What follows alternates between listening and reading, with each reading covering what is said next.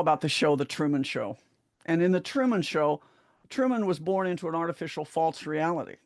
Now, he didn't recognize it because he didn't know anything else. He grew up in this reality, and it was internally consistent until one day it wasn't. The light fell off the sky, if you remember, and he started thinking, wow, the world isn't quite the way I thought it was. What's going on here?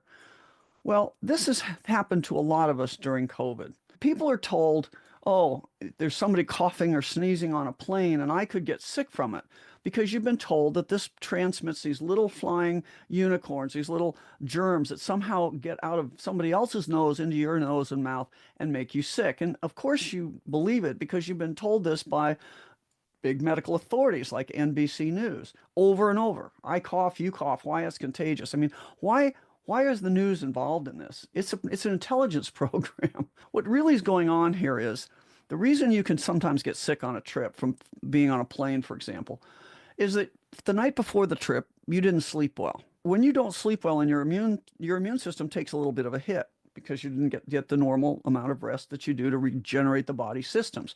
And then you get on a plane and they've been spraying it with this junk, right? These are biocidal agents. They kill biologic beings, tiny ones. Well, you're a biologic being too, and you're made of tiny one-celled little organisms all stuck together, essentially. It doesn't kill you, but you aren't inhaling a toxin. As this stuff gets recirculated in the air for the 4-hour flight or wherever you're going, you're getting some of it, and it's not good for your cells. Then, and I'm totally guilty of this, you get to the other end, and now you haven't seen your orthopedic friends for 10 years, and you get together and you go out eating too much, drinking too much, and staying out too late. So now you've had 2 sleepless nights, and the next day when you go to the meeting, you look like this. But even worse, again, I'm guilty of this, at about 3 o'clock, you rally, you start feeling better, and you get with your buddies and you do it again. And then after a few days, you get sick and you blame it on the guy coughing on the plane. You see how ridiculous that is? That's not what it is. Disease is actually a balancing act. And it's a balancing act between the toxins that you encounter and your detoxification system. We have a detoxification system in addition to our innate immune system, which is cellular. And this is what we didn't really appreciate until recently. But this is the narrative, that I breathe things out, it flies over to you, and you get sick.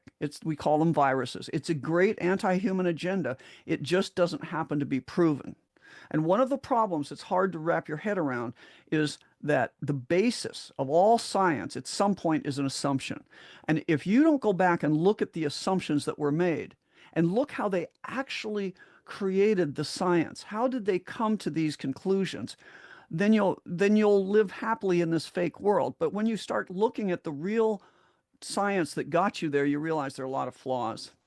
And we're using this fake science of viruses to convince us to be afraid of these different diseases. I call it disease whack-a-mole. One year it's going to be Zika, and then it's AIDS was one in the past, and then it's Marburg. Ooh, Robert Malone talks about Marburg, and then monkeypox. Remember, monkeypox lasted and came and went in about a month.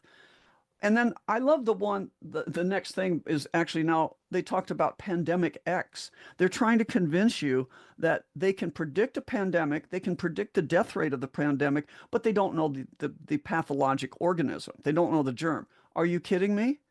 This is nonsense, not science. Disease ultimately has to do with electron theft. And I'll throw in some psychology. People could use this for evil by psychologically convincing you were dying, and then you died. We all know that story, and it's true. So